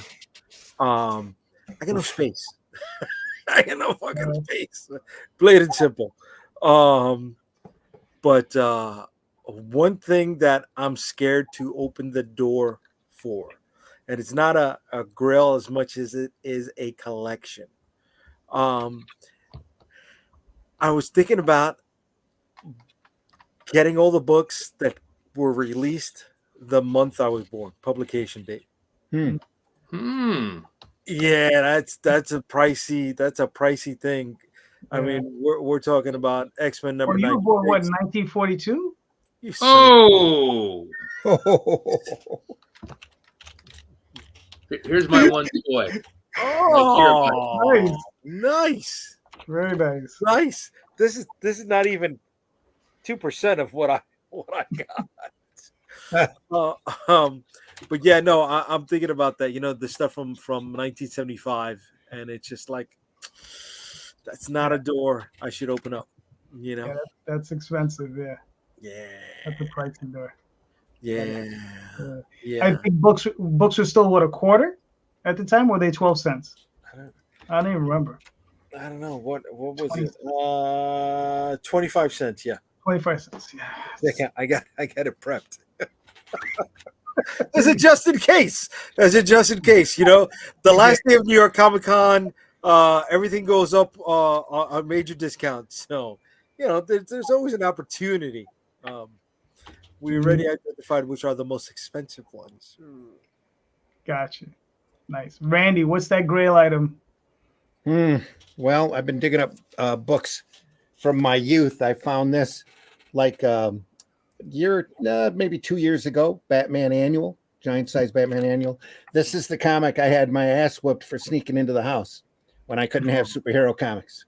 Wow. So I had to go back and buy this. I got the Twilight Zone digest that my mom had me burn, that had a story in it that has a guy making a deal with the devil. She made a deal with me that if I burned that digest, I could buy superhero comics. So I burned the digest. I got another copy of that. And then the other book that I'm really looking for now is an Uncle Scrooge book. It's got a Christmas cover on it of Uncle Scrooge as a dressed as Santa Claus with a vault, and I don't remember what number it was, but it has a Barks story in it called The 24 Karat Moon. And I read that book when I was a kid. I got the Disney Digest that I originally read it in, but I want that Uncle Scrooge book because that story means a lot to me, because it really opened my mind up for how powerful comics were. When I was a kid, I just ate that story up, and it was it's so had such an imprint on me that back in the 80s, I did Tales from the Aniverse. It's really the inspiration for Tales from the Aniverse. And I would love to have a copy of that, the original Uncle Scrooge that story was in. I will have it eventually. So it's just a matter of finding it. I couldn't even tell you what Uncle Scrooge number it is right now because I'm brain farting. So I know it's an Uncle Scrooge book, though. Very nice. So Jason, show off that bike, Kaneda's bike. This is the Kaneda bike. There you go, from Akira. And then I have two Akira action figures. I have Kaneda and Tetsuo's big Barbie size action figures, which is weird. Like there's very little Akira stuff, but I'm all for it. Yeah, that's awesome. That looks great. Yeah. This thing can hook into your sound system and play sound effects from the bike from the movie. It like lights up. Yeah, that's cool. Good for you. It's pretty rad. It's a pretty rad toy. I won't tell Crystal how much we paid for it. She's like, "How much did that cost?" I'm like, "Just don't touch it." Not enough. Was that an import or was that released here in the States? I got it from a store in a store in New York City that got it as an import from Japan from Bandai. Yeah, that was expensive. Yeah. Was the place that you got it on 29th Street between I don't 8th remember. and 7th? Could be. I don't remember. Was there a police precinct across the street that looked like a fort? Oh no, it was a mail order from that store. I don't know. Oh, okay. Yeah. They were my middleman, Jay. Yeah, no, I get it, dude. Because if that was the place I used to get Gundam kits from, and I was doing Gundam kits. It probably is the same place. Like they have their stash. Yeah, man. That's crazy. Nice. Nice. For me, it's funny. Thankfully, I don't think I have anything that I really want anymore. But the last thing that I got that was my grail item was a mini bust of the Hammer, which is a character that was created by Kelly Jones. It was a comic book he did, I guess in the 90s. And didn't that tie into Nexus? No. The Hammer? Right. No, you're thinking, there is a character called Hammer. It's a Yeah. completely different character. Yeah. All right. This was Kelly Jones. It was like macabre horror, and the guy had like this huge alien connected to the back of his head. It was crazy. He carried this dagger, and he was murdering demons. It was a lot of fun. So, that's awesome. He's happy. Fucking go with it, brother. Yeah. Go with it. Yeah, I found the on button to start turning on the sound effects. There you go. Right? Nice. Yeah. Very disruptive on a group chat. I'll turn the bike off. But no, that's okay. But Well, I have a TARDIS cookie jar that makes noise, but it's not nearly as cool as that bike. Oh. Yeah. That's really good. All right, Jay, you got the last of it, bro. All right. Okay. I'll go for the quicker of the two questions I've developed. But what was the one book that got you hooked on comics? Randy, you said it, so you get to make a. Well, it was a Walt Disney Comics Digest. You had Pinocchio on the cover. Okay. It's really thick, like 200 pages thick. I love those old digests, but that got me into comics and got me into oddball formats and all sorts of stuff. But it had 20,000 Leagues Under the Sea story in it. It had that Donald Duck story in it. It was just a great digest to have. My dad got it for me when I was 6, just as he was getting groceries. He saw that digest there and just bought it to me to keep me quiet, I guess. So at home. But yeah, that was the book for me. Okay. All right. Justin, what was the one book that got you in on this? Sandman, I think it would be safe to say, was my first obsession with comics. I mean, part of it was, for a long time, I thought that was like the only graphic novel that was like it at all. You know, the selection at Walden Books in 1998 was about this much. You know. Oh yeah. So Walden Books. I was a Walden Books boy. There was a B. Dalton on the other side of the mall, but I didn't like it as much. Yeah, so that was that. Calvin and Hobbes was one I really loved. I mean, that was kind of the end of the newspaper comic page, in my opinion, was the day Calvin and Hobbes ended. Because everything, I mean, it was it was mostly shit beforehand, but it's been absolutely. It's been major shit ever since. Yeah. There's still an occasional little flash here and there, but most of them are, yeah. It's irritating. I have a lot of opinions about the newspaper. To this day, I don't know if you guys know the website joshreads.com, but it's this guy who reads the newspaper comic page and just shits on it, and it's awesome. So I have a lot of opinions about Funky Winkerbean. I still have current opinions about, oh God, what's the Mary Worth? Yeah. So I don't know. I've been in and out of comics for a long time. I guess the newspaper comic page was the earliest thing I read constantly. Those Archie comic omnibuses they had at the wire rack. And then Sandman. Yeah. So which Sandman arc did you start with? Or did you start from the very beginning? I think I got Preludes and Nocturnes first. I mean, it was definitely mostly. I don't think it was entirely done yet, but it was. I came in at like the last the second to last season, basically. I think it was pretty much wrapped up. The difference in art between the first one and the last one, just in terms of the printing technology, is pretty remarkable. Yeah. But no, I really like Sandman. I like it so much that I'll even say it, even though Neil Gaiman's apparently a perv now. So Yeah. Well, it was a good script. It was good. It shouldn't affect your nostalgia for Yeah. that for a great property. And there were a lot of other people in Gaiman that worked on that book. Yeah. Too true. Jason, what are your thoughts? What's I have two comics that I would single out. One, 1982 Epics Comics Grew the Wanderer issue 2 that I got at a Walden's Books in Lancaster County. And I think that book is standout. It was really good art, really good story, and really funny. And Sergio Aragonés, I don't know that he ever got as much run as he should have for just being an incredibly talented comic strip artist that transferred over to comic books.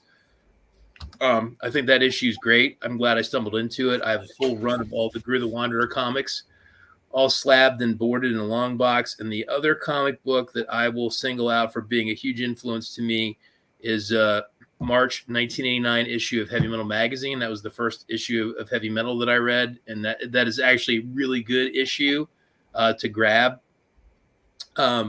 Front to back, I think it has 8 stories in it, and it's headlined by a standalone 50-page, fully watercolored comic by Juan Jimenez called Leo Roa.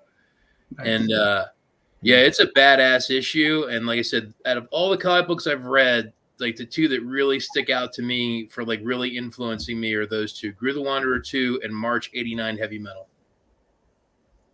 Cool.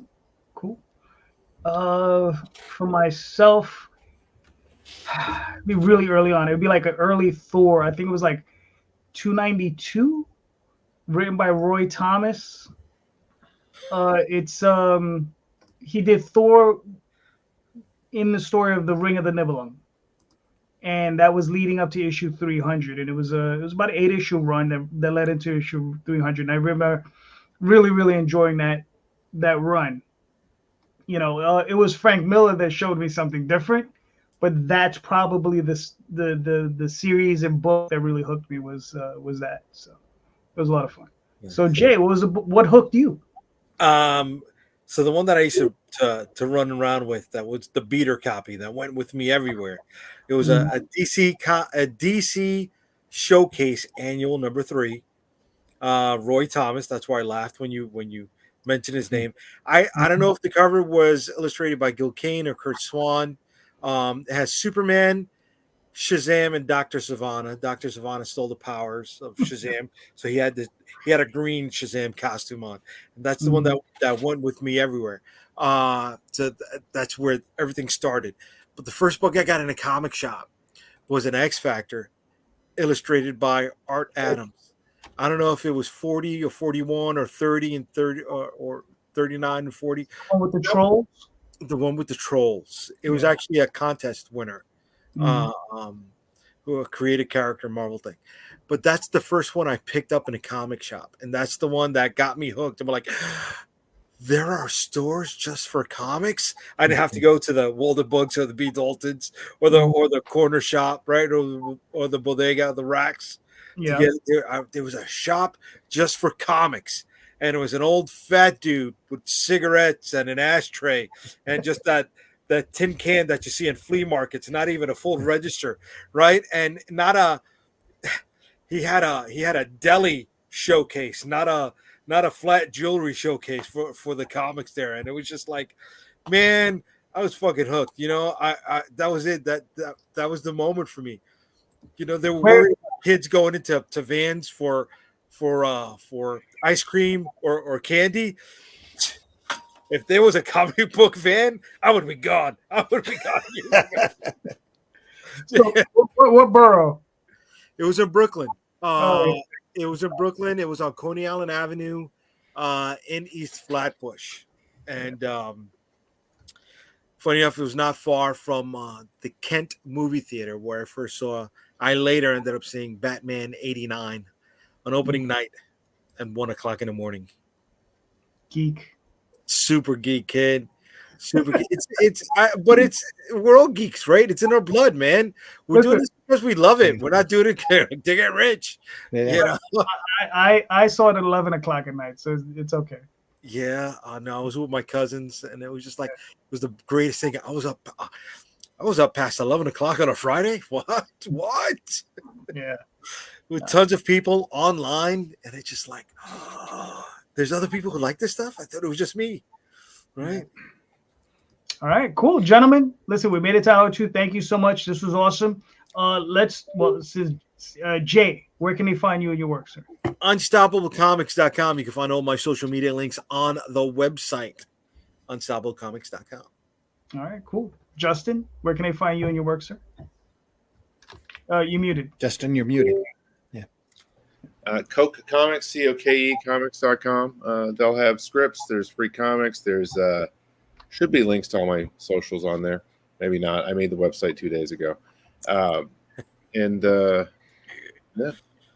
All right. I'm on Facebook too. Worth that. Where can they find you and your work, sir? So my website is just jasonlennox.com, and then the easiest way to find me outside of that is to hit at Lennox Artist on Twitter or Instagram, and then I'm Jason Lennox Illustrator is my art page on Facebook. And if you're feeling really risky, you can just become my friend on Facebook, and then you can watch me post up memes most of the time. Good stuff. JD's my friend. He sees geese and jokes and memes and boy stuff, right? You need to put up that bike. Yeah, you do. Well, you know what? I put of a picture of this up when I got it, and I lit it up, and my friend was like, "Dude," he goes, "How much did that cost?" And like, he thought it was a real bike. Like the picture was like dark, so I had the lights on. He thought it was like the bike, you know. Like, That's cool. Which I did find a maniac on Instagram that is building real bikes like this. Mm-hmm. Wow. Oh yeah. So that's a whole nother level. But yeah, no, I had a whole photo thing about this when I got it a couple years ago on Facebook. People were like, "Ooh, look at that! Look at your bike." Supposed to be a live action movie in the works, isn't there? I hope they never make it. Yeah, me too. I hope they never make it. It'll definitely won't be the same. Yeah. No. The way I look at it is the anime and the manga are always going to be there. Mm-hmm. I can just ignore that other thing, you know. 100%. Even though I'll go see it, but you know, if it's trash, I can just ignore it and just go back to the originals. Oh, amen. Yeah. Yep. So, Randy, where can they find you and your work? If you want to reach me directly, you can find me on Facebook. That's where I usually hang out. I do have an X account, but I'm hardly ever over there. For my work, you can find it over at aerocomics.store, where there's a lot of different products that I've done over there. Like, you can find the Shadow Kingdom book there. You can find like The Fool and Paragon, Calico, HeroBot Zero over there. A lot of different things. I love to write a lot of different things. Also, I do 2 podcasts every weekend, one Friday morning at 5 a.m. Eastern time. That's Comics by Night, where we look at some the best of the best in sequential art, and Sunday Funnies at 9 a.m. Sunday mornings. You find it at the Indie Comics Network, Comic Book Black Belt YouTube channel, and the Randy Zim YouTube channel. So go over there and take a look. We've covered a wide variety of just classic sequential art by the best of the best. And it's really a mutual love showing off of the stuff that inspires us and keeps us doing what we're doing. So go over there and take a look.